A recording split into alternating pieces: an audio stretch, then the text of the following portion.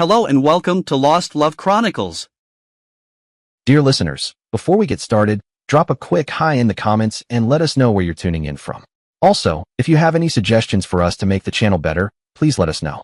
Now let's start with the story. I was betrayed, framed, and forced out, but I destroyed their empire and raised my daughters alone.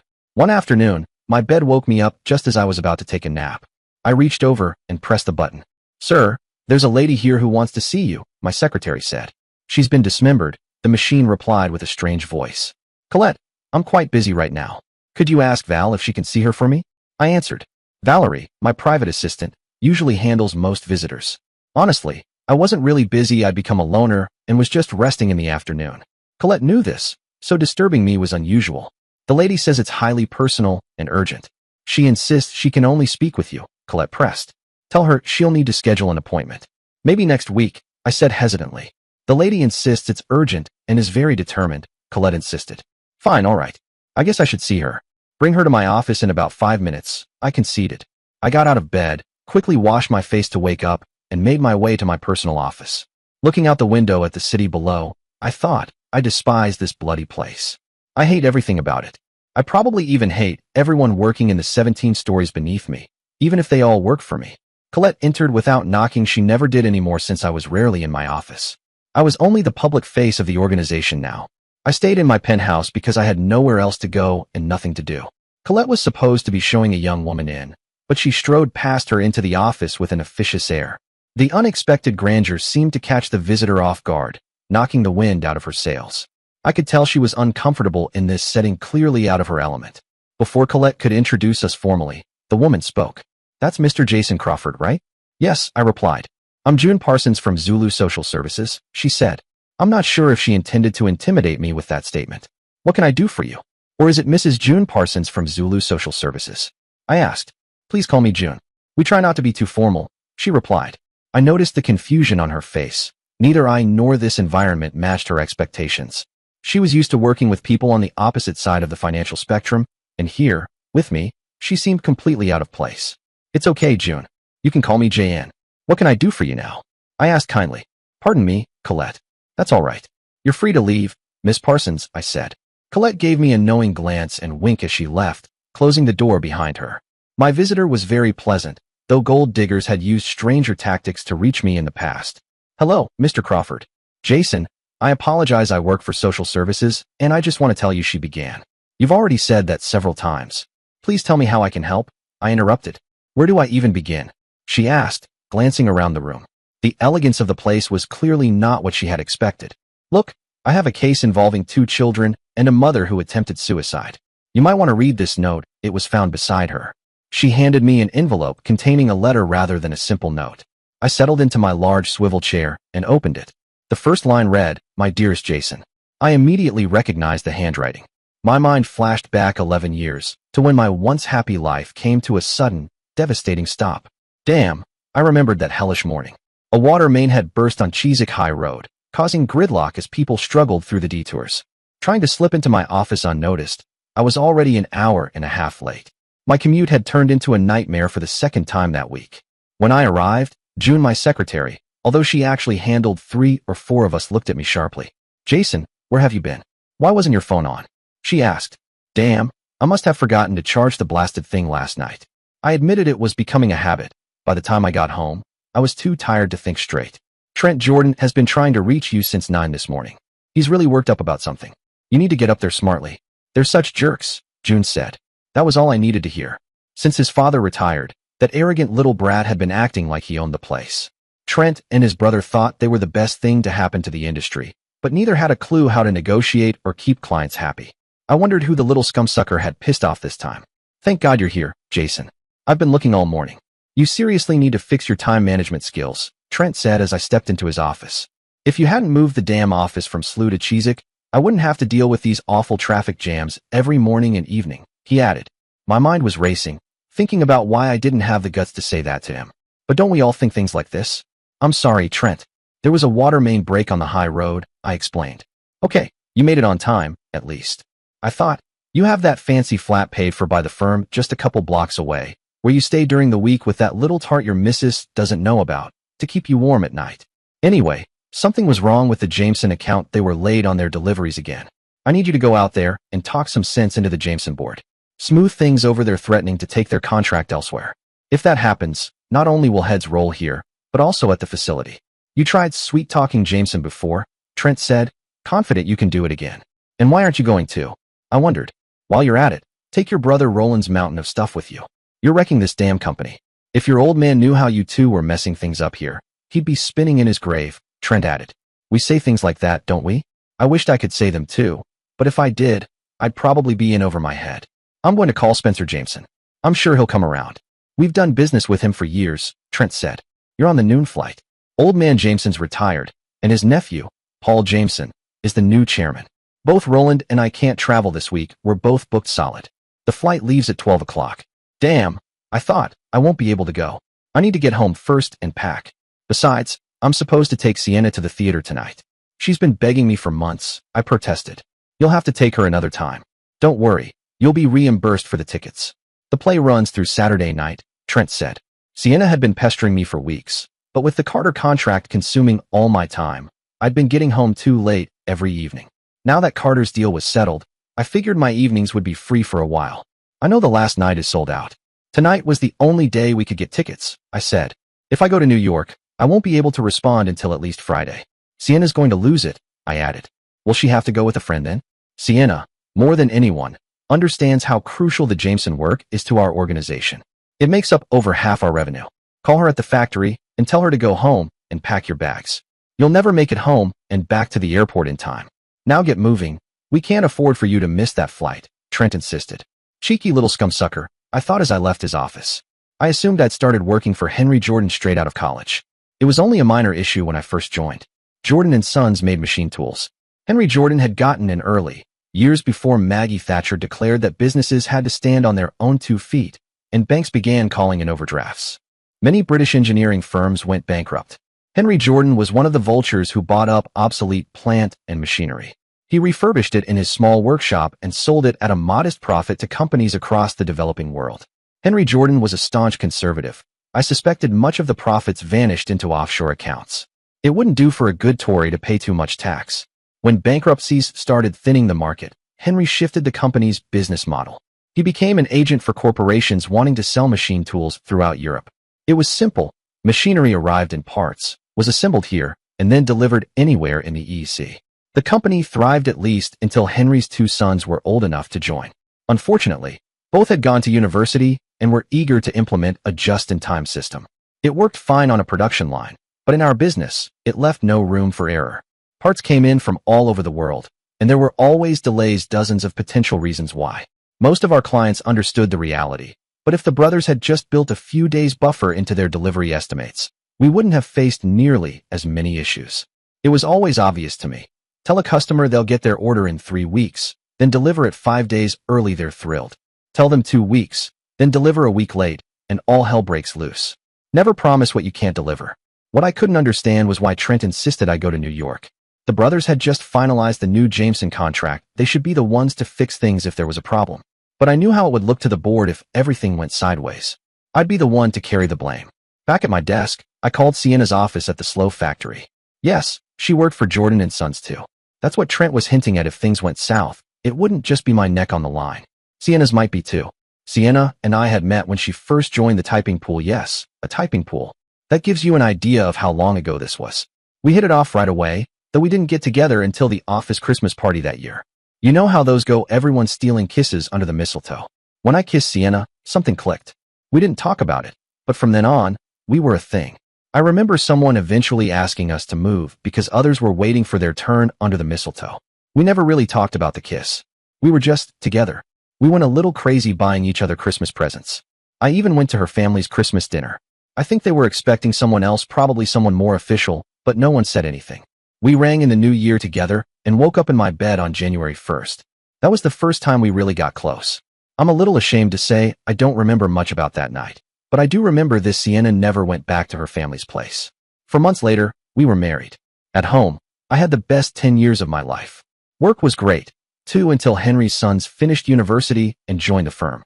Until then, I'd been Henry's right-hand man, his number 2 for everything, whether official or off the record. The twins' arrival changed all that. Henry was a good man.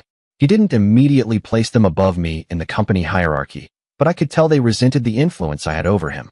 Then Henry listed the company on the stock exchange and made an absolute fortune. That was the only time he truly disappointed me. I expected he'd send a few shares my way, but he didn't. Another thing that never happened, I was never appointed as a director. I didn't join the board, though both of Henry's sons did. Then Henry had his damned heart attack. From his hospital bed, he told me to keep an eye on the boys. I had hopes, I figured if he'd given me some shares and put me on the board, I'd have had some influence with them. Yes, that's exactly what I thought, but it's not something I ever said to Henry. He was fading fast, and I could see it. He retired soon after and passed away 3 months later. The boys didn't waste any time. The moment the coffin lid was shut, they began making changes, none of which I thought were good ones. But there wasn't much I could do. They rented new offices in Chiswick and moved most of the admin and sales teams there. Trent oversaw that department, while Roland took full control of the factory. As a result, Sienna ended up as his secretary. She'd been the plant manager for a while, but that didn't last. Roland was constantly on her case. I wasn't happy when I found out she was working directly for Roland Jordan. I couldn't put my finger on it, but I didn't like the way either of the brothers looked at her. Maybe it was jealousy, or maybe it was just because I never liked them. Still, I sensed something was off. Sienna was 5 years older than both of them, but she was a very attractive woman, if I may say so myself. She also seemed to get along quite well with Roland. No, I didn't suspect anything inappropriate. But because I disliked the brothers, I'd occasionally make critical remarks about them, and Sienna would jump to their defense. That's where the trouble began. As the business picked up, I found myself running all over the place, keeping clients happy, securing new contracts. Meanwhile, Roland was probably seeing more of Sienna than I was. That meant she always heard his side of things before they landed on my desk. Now, back to the Jameson contract and my last-minute trip to the States. I called Sienna to share the good news. I think they heard her reaction all the way at the Chelsea football stadium. Yes, I know I'm still deaf, but you did promise to take me to a play tonight. What's going on? Don't tell me you agreed to go to New York, she exclaimed. That was another issue between us. Whenever I was sent somewhere, Sienna always seemed to think it was my idea, as though I had volunteered for these miserable assignments.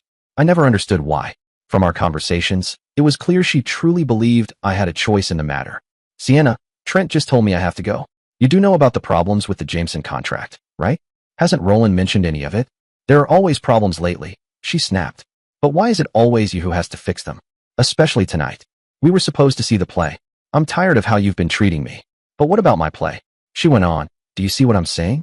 I had only told her I was being transferred to New York, but she was convinced I had volunteered for it. I'm afraid I lost my temper. She wasn't actually listening to what I was saying. To be honest, Sienna, I don't give a damn about that stupid play, I snapped. Our jobs are on the line here. If I can't calm Jameson's board down, the company's finished, no orders, no future. So don't blame me because your factory can't deliver on time. That was the problem with splitting the business into two parts. It created a divisive us versus them mentality. And unfortunately, I was with the us, and Sienna was firmly on their side. It was a disaster in the making. Please, I said, go home now, pack my suitcase, and meet me at the Heathrow check-in desk at 11 a.m. There was silence on the line for a few moments. Then, in a very calm, measured voice, Sienna said, you'll get your suitcase and maybe a few other things you didn't bargain for. I'm not your ski, you know. Then the line went dead. Why did I shout at Sienna? Why did she snap at me? Damn. When she finally met me at the airport, I knew I needed to apologize. But she didn't show up at 11 a.m. I waited at the check-in desk, scanning the crowd. Nothing. Then, just as the desk was about to close, Sienna appeared walking through the departure lounge like time was hers to command. Damn it, Sienna, what took you so long? I said sharply, but only because I was anxious we'd miss the flight. And then it hit me it wasn't just my fault, or hers. It wasn't anyone's fault that she'd been so upset that night, or that things had spiraled between us. It was just a terrible time, and it wasn't right for us to part that way. Sienna, I'm sorry, I said. I'm worked up about this trip. I leaned in to kiss her, but she pulled away. We don't have time for that, she said. You've got a contract to save. Just then, the woman at the check-in counter called out, Mr. Parsons, you must check your bag now, or it won't make the flight. I nodded and quickly finished the check-in process. But when I turned back to Sienna, she was gone. How long until boarding? I asked the clerk. About 30 minutes, she said. But I recommend you stay in the departure area. I didn't listen. I ran toward the direction Sienna had come from, hoping to catch her. But she must have been moving a lot faster on the way out than on the way in. At the end of the concourse, I reached the enclosed bridge to the short-term parking area. Halfway across, I spotted a bright yellow Lamborghini pulling out of the ground-level car park. Through the passenger side windshield, I could just make out Sienna's coat. I didn't need to see who was driving. I already knew. No one drove that ridiculous status symbol except Roland Jordan. I was furious. Roland Jordan was supposedly too busy to fly to New York, yet somehow he had time to drive my wife around. As I made my way back into the terminal, I was seething. Unlike my usual self, I walked straight into the bar and ordered a drink. I sat there, fuming for about 20 minutes, before my flight was finally called. Most of the journey was spent sitting in the departure lounge, reviewing the contracts as thoroughly as possible. I combed through them, searching for the usual loopholes Henry liked to include, those little clauses that gave us some wiggle room on delivery dates and such.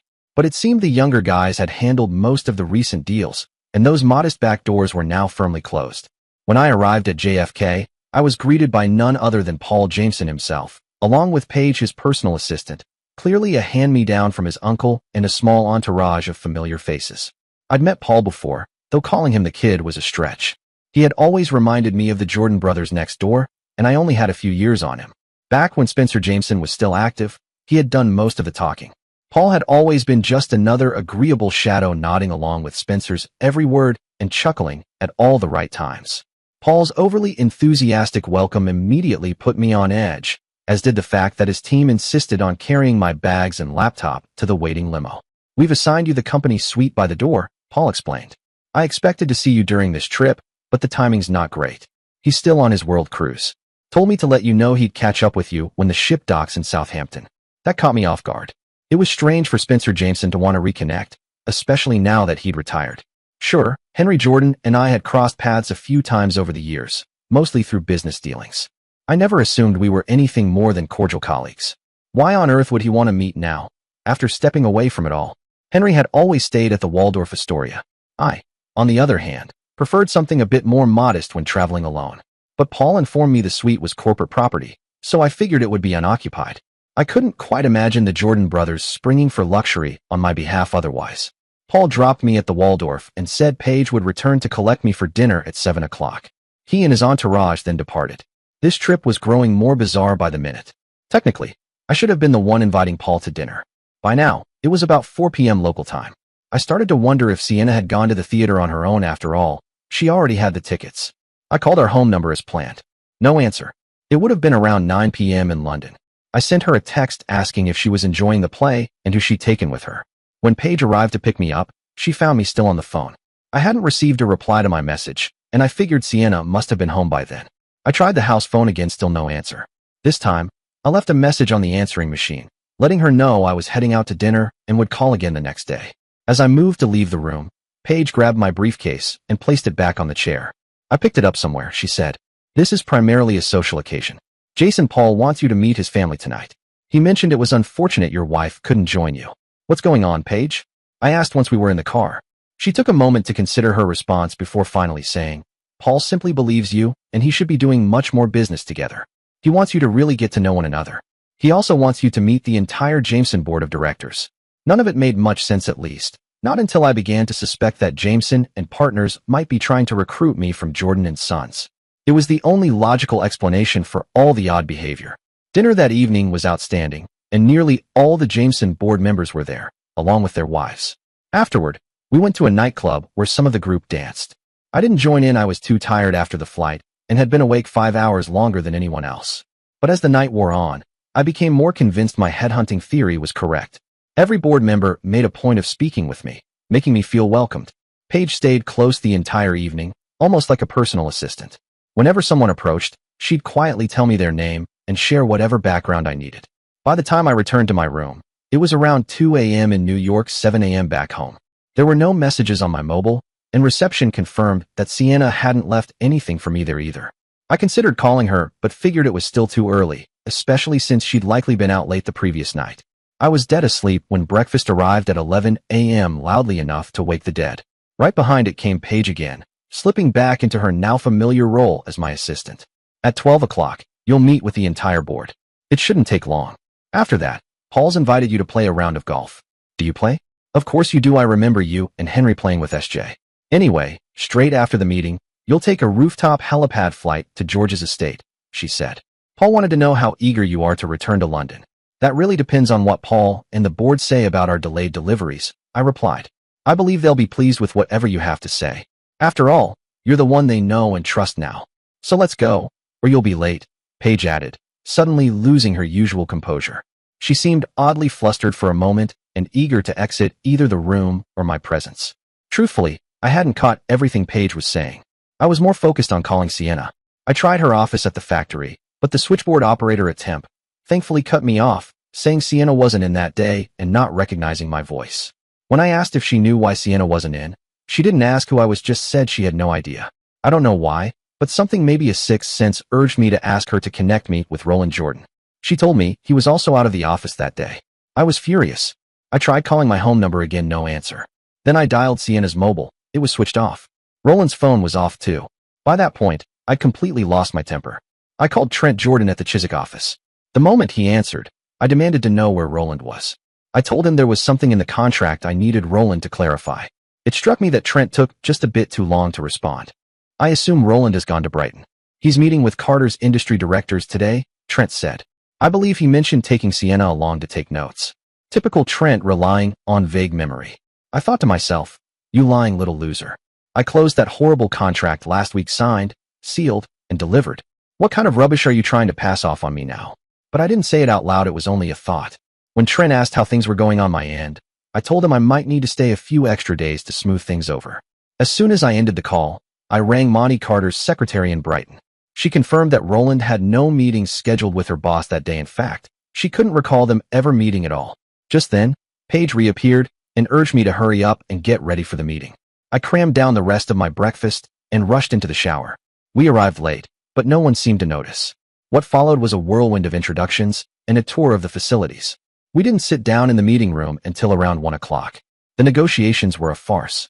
Everyone agreed with whatever I said. They seemed more interested in making sure I wasn't offended than in hashing out business. It was clear they shared my opinion that the Jordan brothers were incompetent, but no one said it outright. By that point, I was certain they were preparing to make me an offer I couldn't refuse. So I was genuinely surprised when no offer came at all. When the meeting ended, Paul, a few directors, Paige, and I went up to the rooftop to catch the helicopter. Paige, as expected, joined us. She asked when I wanted to return to England and scheduled a flight for me later that day. While we were on the golf course, I called my secretary in Chiswick and told her I'd be staying abroad for a few days. I wanted to give the impression I'd left the country, no matter what was going on back home. Apparently, Paige overheard the conversation. I'm sorry to pry, Jason, she said with noticeable concern. But is something wrong? You seem tense every time you call England.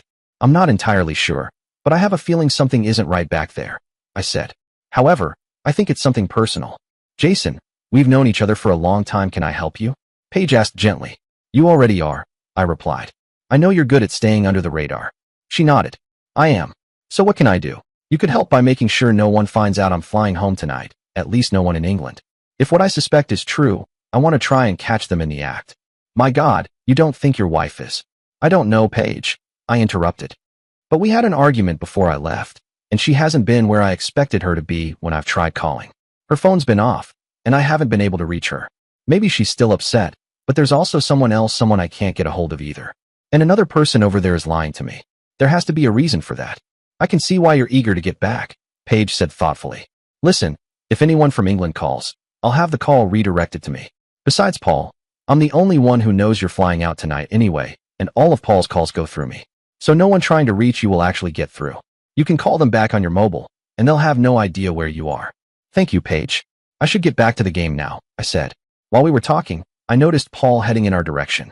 I had stepped away earlier to make my calls, staying out of earshot. What puzzled me was seeing Paige make a subtle hand gesture just as Paul approached. Immediately, he veered off and began talking to the other two players. The game ended shortly afterward, and we headed to George's mansion for dinner. That's where I met PSG's daughter, Bella, again. I sensed something was off. She seemed uneasy around me. I couldn't quite identify why, but I had the nagging sense that these people knew something I didn't. I began to wonder if I'd made a mistake confiding in Paige. Later that day, we returned to company headquarters by helicopter, and then Paige drove me to the airport. She had arranged for someone to collect my things from the lounge. The flight to Heathrow was uneventful until I landed. A steward greeted me in the arrivals lounge and told me there was an urgent phone call waiting. He directed me to a service phone. Jason, it's Paige, she said on the line. After you left last night, your wife called. I told her you were in a conference with Paul. Later, both of the Jamesons called separately, and I gave them the same explanation. Your wife called again asking when you'd be back. I told her you were scheduled for the Saturday evening flight. Is that all right? Yes, that's fine, Paige, I said. I'll call them from my mobile and tell them the same story. Thank you for your help. Stay in touch, Jason. I'll let you know if anyone else calls, she said. So, my loving wife had reappeared, suddenly showing concern about my whereabouts. I couldn't help but wonder why the change. Why was she so interested now? I checked into the Novotel near the airport and found that Hertz had already delivered the car I'd arranged from New York. Technically, it was through the company's account, but the reservation had been made for me personally. Not feeling tired, I decided to drive past my house. Sienna's car was in the driveway, and the house was dark just as I expected, considering it was shortly after 4 a.m. From a call box at the corner of our street, I phoned the house. No answer. The machine picked up. I called 4 times in a row, and when she didn't respond once, I figured she wasn't home after all. Odd, given that her car was there. I walked down and quietly let myself in. A quick sweep of the place confirmed it was empty. What now? I asked myself. The only thing I could think to do was sit and wait for Sienna to come back. I made a pot of coffee and settled into the lounge. I'd hoped the caffeine would keep me awake, but eventually I dozed off. Just before 8 a.m., the sound of a Lamborghini's exhaust jolted me awake. Through the window, I watched as Sienna and Roland climbed out of the yellow Menace and walked up to the front door. It won't take me long to shower and change, she said. Could you go into the kitchen and make some coffee? I need something to clear my head. Amazingly, neither of them noticed me sitting in the lounge even though the door was wide open. I suppose people don't tend to see what they don't expect. Sienna rushed upstairs while Roland walked into the kitchen. I heard him rummaging through the cupboards. Then he called up, Sienna, where do you keep your coffee? The kettle's on the side, she replied. Well, I can't find it. He shouted back. I heard her come back downstairs and step into the kitchen. You men are useless without a good woman to look after you, she said playfully. It should be on the side. I don't think I put it in the... My God, what are you doing here? She had stepped into the lounge in search of the coffee percolator and had finally spotted me. She stood frozen, wearing a skimpy bra and thong I'd never seen before. I was just sitting here, waiting for my faithful wife to return, I said, rising from the chair. And now, I think it's time I knock the teeth out of this slimy little scumsucker. For a brief moment, both Sienna and Roland were rooted in place, shocked understandably, since they believed I was still in the United States. Then Roland broke from his trance and made a run for it. Unfortunately for him, our front door had a complicated and awkward night latch one that turned in the opposite direction most people expect. The more he struggled with it, the more frantic he became. I slammed him against the door and started laying into him. I don't think the little wanker had any idea how to defend himself. Sienna was screaming that it wasn't what it looked like and trying to pull me off Roland. Honestly, I don't think I hit him as hard as I would have liked. Truth be told, I'm not a violent person by nature. So when he curled up on the floor in a pathetic little ball, I stopped. Some people might have taken the opportunity to really beat him down, but I couldn't bring myself to do it. I opened the front door after turning the awkward latch the correct way and shoved him outside. Then, without thinking, I grabbed Sienna and pushed her out too, slamming the door shut behind them. I went back into the lounge, this time heading straight for the liquor cabinet. Sienna banged on the door and rang the bell for a bit. Through the lounge window, I saw Roland emerge from his car with a travel blanket, presumably to cover Sienna's nearly naked body. She called through the letterbox again, insisting it wasn't what it seemed and begging me to let her in. But I wasn't about to start yelling through the door. I ignored her. By then, a few neighbors had taken notice of our little drama. I could see them peering from their doors and gardens. Realizing I must be in the lounge, Sienna changed tactics and began pounding on the lounge window, still shouting for me to let her inside. Unfortunately for her, she must have hit the window a bit too hard just as the police were arriving. The pane shattered, and she badly cut her arm on the broken glass. It seemed only moments later that an ambulance and paramedics showed up, presumably called by the officers. A policeman who had been speaking to Sienna and Roland knocked on my door. "Good morning, sir. Would you mind telling me your side of this little situation?" he asked. "I caught my wife with a loser. Do I really need to say more?" I replied, "Not really, sir. But the man says you assaulted him," he added. "I did. Wouldn't you?" "He was in my house," I said. "And your wife, you didn't strike her?" "No, I didn't. I just helped her out the door so she could rejoin her boyfriend," I said. I thought I was being rather generous. Another officer walked up, shaking his head. "The man doesn't want to press charges, and the lady says there was no violence toward her." Then he turned to me. "Sir, your wife has a pretty bad cut on her arm. The medic says she'll need stitches, so they'll be taking her to casualty. She'll need some clothes. Would you be willing to bring some down for her?" "Not a bloody chance." That's her problem, now not mine. Let her boyfriend buy her some. He seems to have enough money, I said. Look, the officer said. You know she must have something upstairs. She can't go around like that, she's nearly naked. Well, then she'll need to find another sucker to go and fetch them. You can go get them if you want. Or maybe her boyfriend would like to come back in and try his luck again. I said my attention was drawn to the burble of the Lamborghini as it followed the ambulance down the street. It seemed she had decided to do without. Now, if you'll excuse me, officers, I need to call the window repair people and my solicitor, I added. The police left after that, one of them mumbling something about hoping they wouldn't be back later in the day. I phoned the glaziers, and a man arrived within minutes to replace the shattered window. He tried making small talk while he worked, but it quickly became clear I wasn't in the mood for conversation. My solicitor referred me to a colleague at the firm who handled divorces. She informed me that she had initiated the process but couldn't do much until we knew who Sienna was working with legally. Everything, she said, depended on how Sienna wanted to proceed. Throughout the morning, I noticed the police driving by several times while I was packing all of Sienna's clothes into bin liners and storing them in the garage.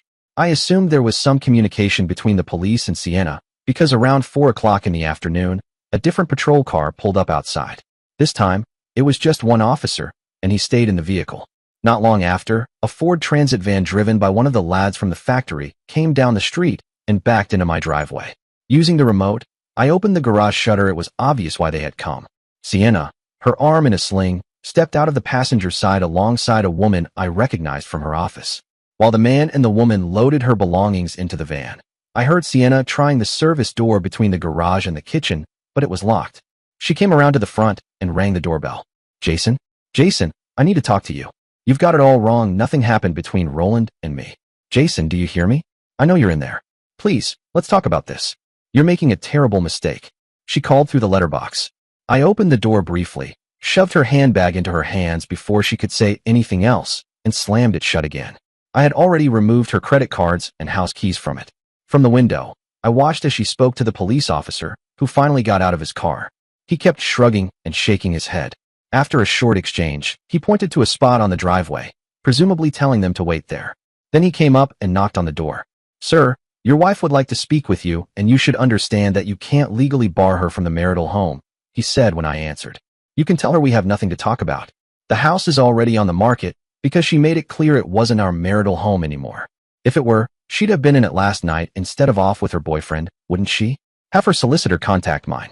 She knows who I am, I replied.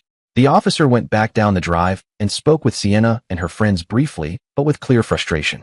Sienna then broke down, collapsing into the arms of her companions, who helped her back into the van. A moment later, they were gone. The police officer stood there shaking his head as he watched the garage shutter slowly close, then shrugged at one of the neighbors who had been observing the whole spectacle. He got back into his car and drove off. About an hour later, Paige called me. I told her everything that had happened during the day, and she apologized.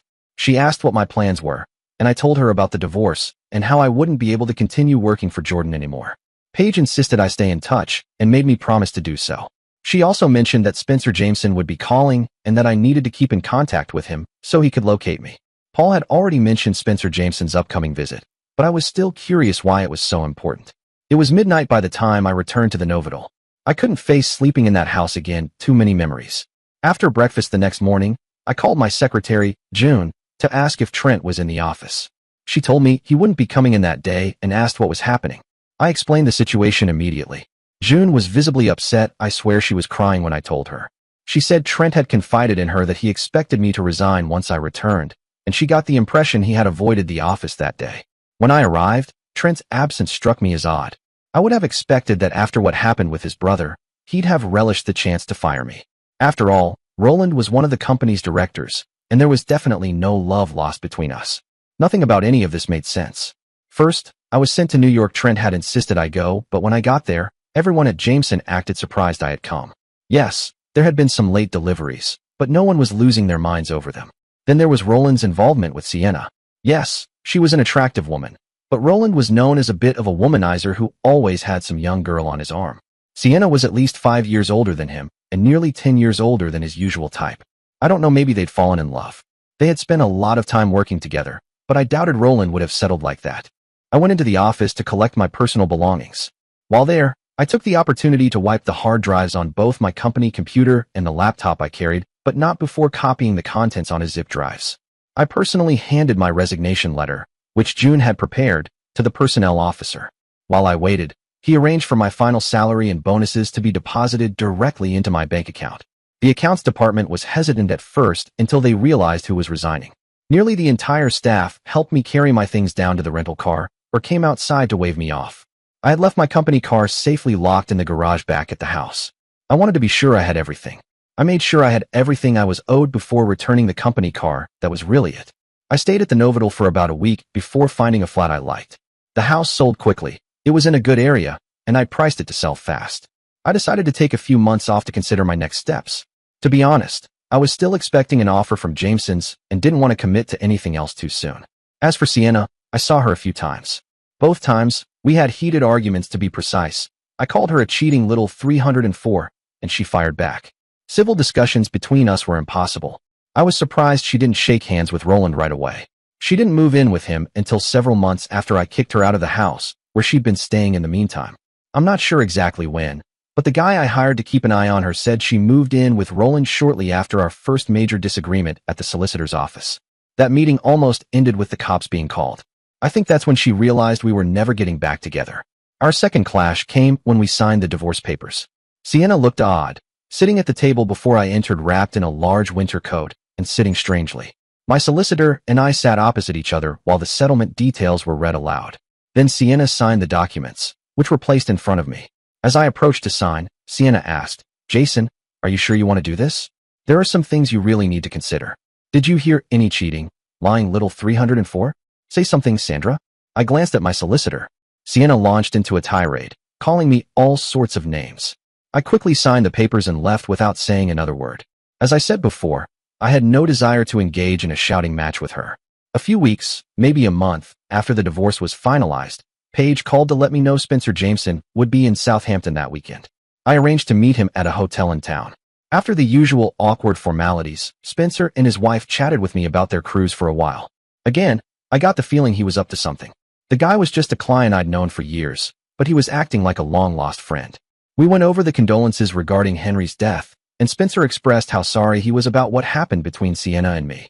Then he apologized profusely, explaining he hadn't been able to act sooner because he had to follow Henry's instructions. That statement struck me as evasive. Everything changed when we entered the meeting room.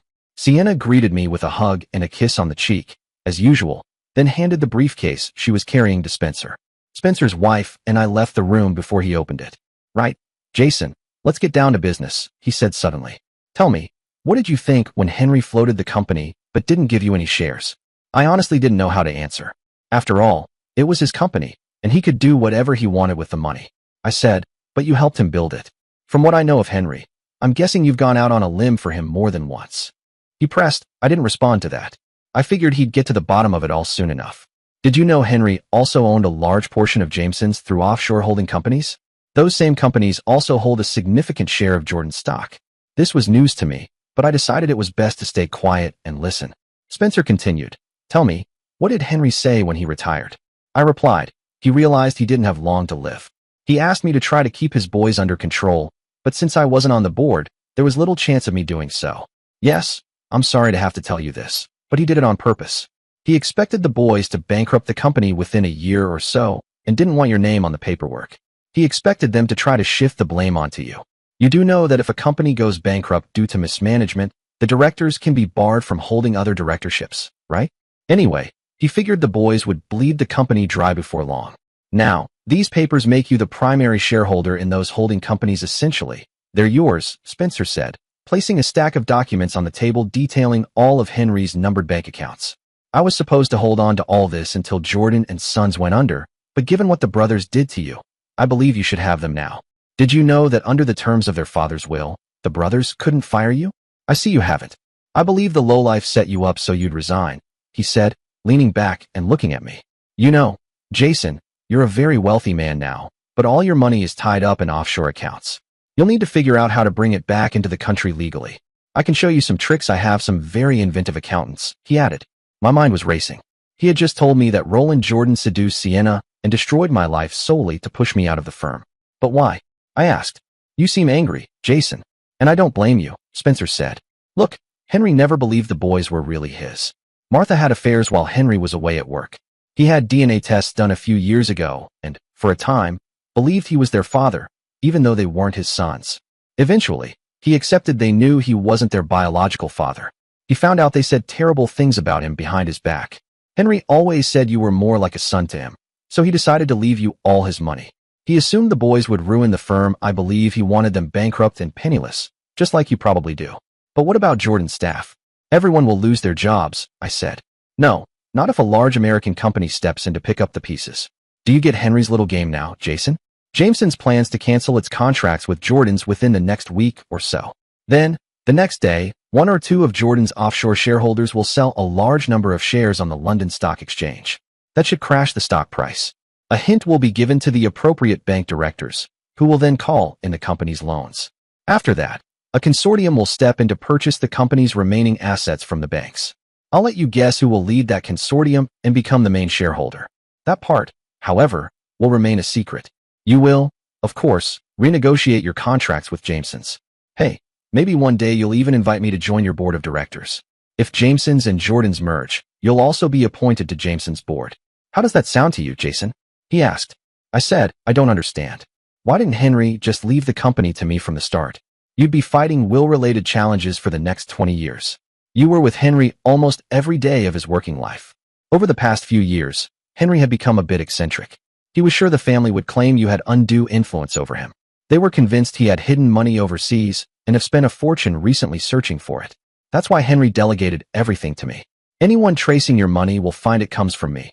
And since I'm no longer connected to Jameson and Partners, they can't accuse us of insider trading. Of course, I've been stuck on that bloody ship for the last 6 months. So there you have it, he concluded. I'm now joint chairman of Spencer Jameson Associates. I leave Paul to run the American branch while I keep an eye on European affairs. Both Jordans were declared bankrupt and barred from serving as directors of any company for 10 years. They tried to set things up a few times, but I had people keeping close tabs on them. Surprisingly, Roland married Sienna. I'm not sure, but I believe he thought Sienna would get her hands on some of the money he suspected was headed to me. He had no chance, though, since it had officially become mine after Sienna and I divorced. After they married, I petitioned the court to terminate her alimony, so they received nothing from me. The marriage only lasted about a year. To be honest, I felt sorry for the child Sienna had with him. I suppose they were having office affairs after I kicked her out. The guy I hired to watch Sienna said they rarely met in the evenings. I doubt that scumbag ever paid her maintenance after abandoning her. You know, these things cross your mind. I wondered how long Roland had been screwing Sienna over his desk. But she must have become pregnant soon after we separated. I saw her pushing a pram down Slow High Road just a year after I kicked her out. Roland was last heard of in southern Spain, where he was being investigated by the drug squad. Southern Spain, Morocco, I imagine a fast boat wouldn't be far away. That's how Roland's mind worked. That's why I tipped off the drug squad. As for Trent, apparently he drives buses around London, not the best place to drive a bus. His wife divorced him after discovering his little flatmate. No prizes for guessing who gave her that information. And of course, Trent lives with his mother, Martha. Do I feel guilty about Martha's loss of income from Jordan and Sons? So the real question should be, did Martha feel guilty about running around on Henry? You tend to reap what you sow, Sienna. The last I heard, she was living in a council flat and relying on social benefits. I imagine so. I don't know, maybe she's hooking on the side. Sorry, that was uncalled for, but that's how I feel. Once we got going, things moved fast. Paul and I worked extremely well together. We were both trained by experts. Henry Jordan trained me, and Spencer Jameson trained Paul. Over the next few years, we acquired other companies wholesale. The merger created a large multinational. Paul and I have since stepped back and let the minions handle most of the worrying. Spencer Jameson and his wife settled in England. He owns a nice estate next to mine. His daughter Bella and I hang out occasionally. No, we aren't interested in marriage and have no plans to. We've both been down that road before. He's now on the board alongside Paul, Paige, and me. We all get along fine. So, Paige, what were you expecting? Paul's wife died in a car accident some years ago. After a long period of uncertainty, he married Paige.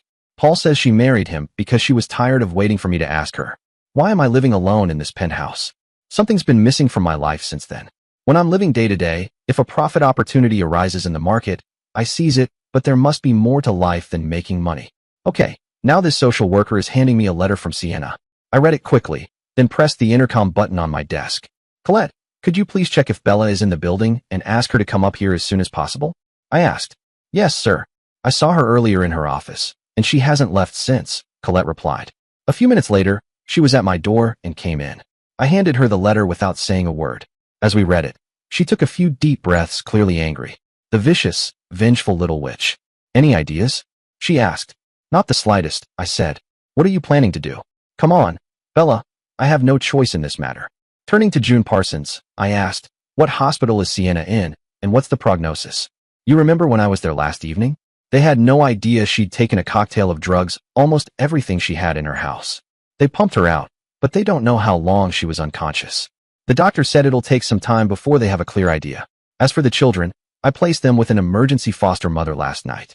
She'll care for them today. I thought I'd ask what you want to do. I'll need to take that note back. If she doesn't survive, the coroner will investigate. Not a problem. Run a copy for me, Bella, then return the original to Miss Parsons. Colette will contact SLO Hospital's general manager as soon as possible, and the intercom will be back online shortly, I said just as the telephone rang. Hello? Yes, good. Do you know who I am? I have a question for you. How much has your hospital overspent this year? All right, here's the deal. You have a patient named Sienna in your care. Sorry, June, but what does Sienna use? I asked. It's the same as your name, Crawford, June Parsons responded. That was surprising. You have a patient named Sienna Crawford, a drug overdose case.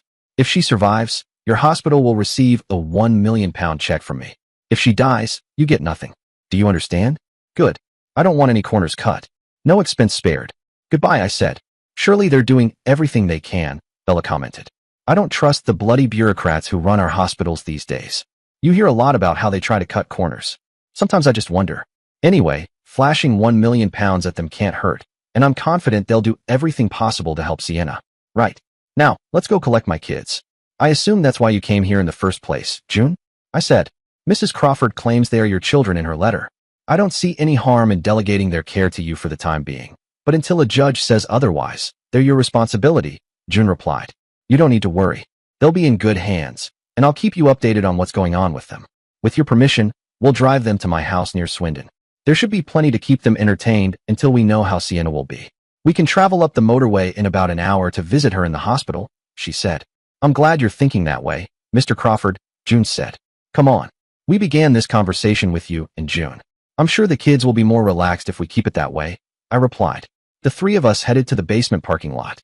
Miss Parsons joined Bella and me in the back of my limo for the ride to SLO. We stopped at the hospital first to check on Sienna.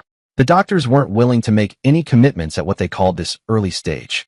Then June Parsons took us to the foster home where the children were staying. Bella and I stayed in the car while she went in alone to speak with the kids. After about 10 minutes, she signaled for me to join her. I followed her inside. "Okay, Heather, this is your Uncle Jason. He's going to look after you until your mother is feeling better," June told them. We decided on the Uncle Jason name for now, until we knew how Sienna would be and how the girls would take to me. "Hi girls, this is my friend Bella. You can call her Annie," I said. The two 10-year-olds eyed Bella and me with suspicion. "Until your mommy gets better, you're going to stay with your Uncle Jason at his country home. I think you'll like it there. He has horses you can ride, and the house has its own swimming pool," Bella added. "Where is our mother? Can we see her? Is she going to die?" Heather asked. "Well, the doctors are doing their best to prevent that from happening," I volunteered. The girls still looked distrustful. "We saw her a little while ago, but if you want, we can stop by the hospital so you can see how hard they're working to make her well again." I said they might not allow the children to visit her, but June assured me, "They'll let these children see their mother, I promise you." I reminded her about the money involved. We dropped June off at the station where she had left her car before heading to the hospital. As I expected, the rules were bent, and the girls were allowed into the ICU. The girls didn't cry like I thought they would. They were tough little cookies. Bella even remarked there was a clear family resemblance to me. At that moment, I decided to forget about the DNA tests I had planned. The drive back to Wiltshire was pretty quiet. Once the girls started to feel at home in the limo, they played with almost everything. The idea of watching TV while driving down the motorway was something new and exciting to them. As we exited the motorway, Heather turned to me and asked, "You're our father, aren't you?" I saw no reason to deny it. "Yes, I believe I am. But I have to tell you, I only found out today. If I had known sooner, you would have seen a lot more of me." "We know," Heather said. "Mommy told us last week that she didn't tell you about us. We didn't know what she planned, but she said she was very nasty to you and never told you that you were our father. She said you thought her other husband was our dad," Heather added, tears in her eyes. Kay nodded. "That's true. Maybe one day your mother will explain why she did what she did," I said. "Do you think she's going to get better?" Kay asked. Well, I certainly hope so, I replied. She doesn't want to get better, Heather said. She wants to go to heaven, Heather added quietly. I can't believe that with two wonderful children like you, Bella said. Mommy's tired. She works so hard, and there's never enough money, Heather explained. Well, there's going to be now, and she definitely won't be working anymore.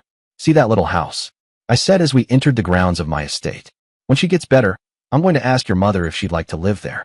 You two will be able to ride horses and swim in the pool up at the big house. The girls' eyes grew wide as they stared at the mansion. The car stopped in front of the house, and the staff rushed down the steps to greet them. I knew the staff had hurriedly prepared for their arrival. One of the guest rooms with twin beds had been set up just for them. Bella and I were practically forgotten as the staff fussed over the girls and whisked them away. Well, that's a turn up for the books, Bella said. I wonder why Sienna didn't tell you they were yours, I said. She must have gone to great lengths to hide her pregnancy from me. Now that I think about it, I believe she was already showing at our last meeting when we signed the divorce papers. I remember she was sitting there, hunched over, wearing a long coat. I remember thinking it was odd for her to wear such a heavy coat on a nice day like that. I wondered why she hated me so much after all. She was the one who cheated on me.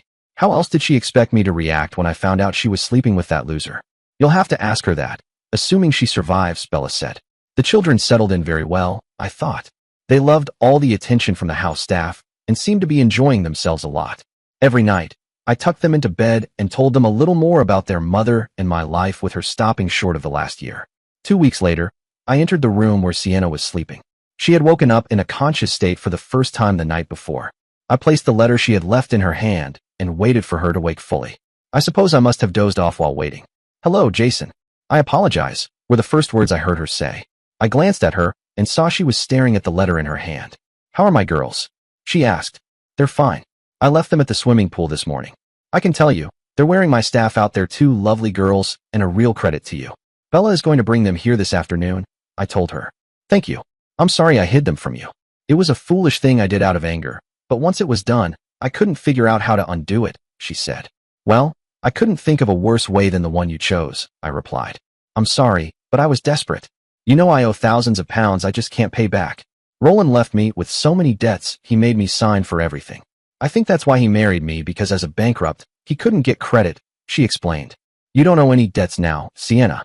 I've cleared them all, and those loan sharks you borrowed from are out of business for good, I said. You found out about them? She asked. That wasn't hard. They showed up at your flat demanding money while one of my staff was collecting the girls' things.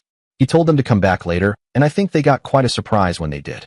Rest assured, they'll never bother you again, I assured her. Why are you being so kind to me? The last time you saw me, she began. That was a long time ago, Sienna, and I was still hurting then. Now it's just an unhappy memory. Mind you, I hurt a lot when I read your letter. It'll take me a long time to forgive you for keeping my girls from me, I said. I'm sorry, that's all I can say, she replied. Well, as far as the girls know, we're friends now. Tomorrow, if you agree, you'll be moved to my house. I've got a couple of nurses lined up to care for you there. When you're fully recovered, you and the girls can live in one of the estate houses. That way, I can see them often, I said. You're not going to take the children away from me? She asked. I'm not going to take their mother away from my girls now they love you. Maybe even more than I ever did. But I will make sure you never take them away from me again, I replied. I'm sorry, that's all I keep saying, but I truly am sorry for all the foolish things I've done, she said. There's one question I have to ask you, Sienna. Why did you go with that miserable creep in the first place? I asked. Don't you think that's a question I've asked myself 1,000 times over the last 10 years? I'm not sure I have an answer. He worked on me very carefully, over a long time, she admitted. I know why he set out to do it. He told me once he realized the girls weren't his, which didn't take him long. They looked so much like you, she said. He said they couldn't fire you because of something to do with their father's will. They were convinced you had some of their father's money. They thought when you were unemployed you'd use some of it too. I don't know, start your own business or something. I suppose they had private detectives watching you all the time. Were they upset when you went to Southampton and met Spencer Jameson? Then a week later, the company's 4 biggest contracts were canceled, Jameson's among them. But you knew that was coming, didn't you? I think the bank foreclosing on them really caught them off guard. They didn't expect that, she replied. And then the police showed up at the house. Did you know Roland charged almost everything to the company? We had nothing, no house, no car, nothing. Roland and Trent were arrested for misusing company funds. But I suspect you were behind all that, she said. No, Sienna. The law took its own course without any help from me. But Roland and Trent were on ridiculous salaries. What did they do with all their money? I asked. I'm not sure. They both liked playing the stock market, and Roland threw money around like water in clubs. He also enjoyed gambling. I think they squandered it all, she explained. When they decided to get you out of the firm, they planned on you revealing where all the money was that they were sure Henry had hidden away, she added. You still haven't explained why you went with that loser, I pressed. Well, I was angry with you, you know. Roland was very clever. He pulled the wool over my eyes every time. Whenever you were away, he'd drop little comments or let me overhear conversations that made me believe you had girlfriends everywhere, she said. It's hard to explain, but I'd hear him discussing expenses with Trent for nightclubs and such. I'm sure the expenses were legitimate, but it was the little remarks he'd make to Trent on the phone that I wasn't supposed to hear. Of course, he made sure I did. You know, typical man talk. He'd say things like, you had a new girl in New York or Rome and spent a lot of money entertaining her. They convinced me that whenever you had trips, it was to meet up with your girlfriends, she said. But if you thought I was cheating on you, why didn't you confront me? I asked. Because I couldn't bring myself to believe it. If I had confronted you and you'd said it was true, what would I have done then? I wasn't strong like you. I don't think I could have walked away and divorced you. I've been living in misery, but as time went on, I started to doubt that belief. Then that play came up. You knew I wanted you to take me to it. Well, Roland was there when you called and said you were going to New York. He heard our conversation, and I was crying, so he comforted me. Then he drove me home so I could get your bag and take it to the airport. We didn't go back to work. Roland said I was too upset. We went down to the river at Sunnydale and sat talking all afternoon.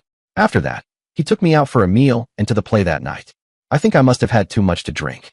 I know it's no excuse, but that night I went to bed with him. I'm sure I wouldn't have done it if I hadn't drunk so much, but that's easy to say now, isn't it? I was feeling very low, and Roland made me feel good about myself that day. After all, my so-called loving husband had just flown off to meet his girlfriend, or so I thought. I still thought that until Roland walked out on me. He told me everything about how they set it up. If you hadn't come home that day, they had photographs of Roland and me together, and they were going to send them to you anonymously. I knew it was wrong to sleep with Roland, and if it's any consolation, he wasn't very good in bed. Too selfish. I don't want to hear that, Sienna, I interrupted. I'm sorry, but he was useless at almost everything except hitting me. He got quite good at that toward the end. When you came back and found Roland and me together, I was angry. I'm not sure why, but I felt you set me up. That bloody girl told me you weren't coming home until Sunday, that bloody little tart. Yes, Paige. I was sure she was your bit of trouble over there. Well, she wasn't. Don't you think? I realize that now. But I thought you set me up so you could catch me and divorce me. That made me really angry. I suppose I was angry with myself. Really, she admitted. I was going to tell you about the twins the day we signed the divorce papers. I had it all planned. I'd sign the papers and then, before you signed, I'd tell you about the babies. That way, it wouldn't seem like I was using them to get you to change your mind and take me back. You'd have the choice whether to sign or not. But you were still angry with me. You know, I think that's when I really should have realized you hadn't been cheating on me. If you had, surely you wouldn't have been so angry with me for doing the same thing. No, you called me a bloody 304 something, and I lost my temper, she said. I apologize. For God's sake, stop saying you're sorry. What's done is done, and nothing can change it, I said. Will you ever forgive me? She asked. Forgive you? Now, that's a question. Maybe I'll forgive you eventually, but there's no way I'll ever forget. But there are two lovely young ladies involved now, and or rather, we have to think of them. I'll be civil to you at all times, and I expect the same from you. As far as the girls are concerned, you are their mother, and I will be their loving father. Just don't bring your boyfriends around my house, I said. There have never been any boyfriends, and there never will be. Ever, she replied. Ever is a long time, Sienna, I said. Sienna recovered, more or less, and lived in the little house on the estate with the girls until they went off to university. Cancer took her a couple of years ago. I don't think she ever really had the strength to fight it hard. I'm convinced the drug she took during that overdose caused some lasting damage. Did being married in the end mean we loved each other? I don't think I loved Bella the way I loved Sienna. Bella and I are kind of soulmates. We're very fond of each other, and we enjoy being intimate. I suppose it is love, but not the same kind of love. The twins are grown and married now, with children of their own. Bella has earned the title of grandma, though I think she still feels too young for it. Am I happy now? Yes and no. What's that? I could have spent my life with the woman I loved. Now, all I can do is place flowers on her grave. Bella waits at the cemetery gate every Sunday while I do so. Life goes on. Dear listeners, please share your thoughts in the comments section below and don't forget to like, share, and subscribe.